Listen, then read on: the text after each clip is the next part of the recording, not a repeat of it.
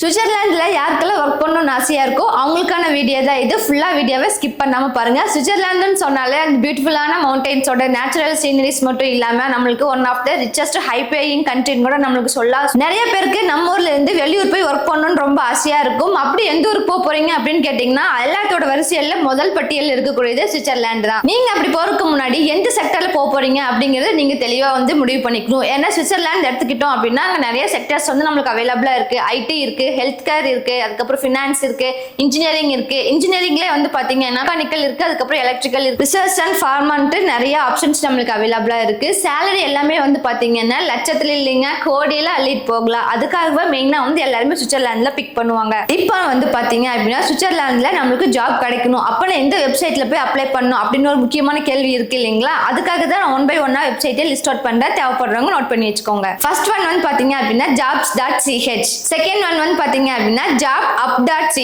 Third one பாத்தீங்க அப்படின்னா indeed.ch, and last and final LinkedIn தாங்க. இங்க மட்டும் இல்லாம டைரக்டா நாம கம்பெனிக்கு கூட அப்ளை பண்ணிக்கலாங்க. மறக்காம நோட் பண்ணி வச்சுக்கோங்க. இந்த கம்பெனி என்னென்னு பாத்தீங்கன்னா நெஸ்ட்லே இருக்கு, ருச்சி இருக்கு, யூபிசி இருக்கு, அதுக்கப்புறம் நோவாட்டிஸ் அண்ட் கிரெடிட் சுவிஸ் இது எல்லாமே அவைலபிளா இருக்கு. இதுல எல்லாத்துலயும் கூட நீங்க டைரக்டா அப்ளை பண்ணிக்கலாம். அடுத்த பாயிண்ட் பாத்தீங்கன்னா கெட் த ஜாப் லெட்டர் தாங்க. இந்த நம்மளோட ரெஸ்யூம் சென்ட் பண்ணும்போது ஸ்விஸ் ஃபார்மேட்ல தான் இருக்கணும்னு சொல்லியிருக்காங்க. உங்களோட ரெஸ்யூம் கவர் லெட்டர் உங்களோட ஜாப் தகுந்த மாதிரி நீங்க பக்காவா பிளான் பண்ணிக்கணும். இன்டர்நேஷனல் எக்ஸ்பீரியன்ஸ் இருக்கிற மாதிரி உங்களோட ஸ்கில்ஸ் சர்டிபிகேட் எல்லாத்தையுமே ஹைலைட் பண்ணி காட்டினா இனிமே நம்மளுக்கு ஒரு போனஸ் பாயிண்டா தான் இருக்கும். பாயிண்டா நம்மளோட விசா ப்ராசஸ் பத்தி தான் பார்க்க போறோங்க. ஸ்டெப் 1 பாத்தீங்க அப்படின்னா நம்ம சுவிட்சர்லாந்து ஒர்க் பண்றதுக்கு அப்ளை பண்ணி முடிச்சாச்சு இல்லைங்களா? அப்புறம் அங்க அப்ரூவ் ஆயிடுச்சு அப்படின்னா இந்தியால இருக்கக்கூடிய ஸ்விஸ் எம்பசி அப்படிங்கிற ஸ்விஸ் டிங்கிற டைப் நம்ம செலக்ட் பண்ணிக்கணும். அங்க அப்ரூவ் ஆனதுக்கு அப்புறம் இந்தியால இருக்கக்கூடிய ஸ்விஸ் எம்பசில போயிட்டு நம்மளுக்கு டைப் டி ஆன ஸ்விஸ் விசாவை தான் நம்ம செலக்ட் பண்ணிக்கணும். எம்பசில நம்ம அப்ளை பண்றதுக்கு நம்மளுக்கு சில டாக்குமெண்ட்ஸ் எல்லாம் தேவைப்படுது. என்னென்ன ரெக்வயர்ட் டாக்குமெண்ட்ஸ் நம்மளுக்கு தேவைப்படுதுன்னு பாத்தீங்கன்னா ஃபர்ஸ்ட் பாஸ்போர்ட் தேவைப்படுதுங்க, அப்புறம் ஜாப் ஆஃபர் லெட்டர் ப்ரொவைட் பண்ணிருப்பாங்களா அது, அப்புறம் work permit letter, qualification and CV, visa application form இதெல்லாம் தான் நம்மளுக்கு தேவைப்படாது. ஸ்டெப் 5 பாத்தீங்க அப்படின்னா எப்படி ரெசிடென்சி பெர்மிட்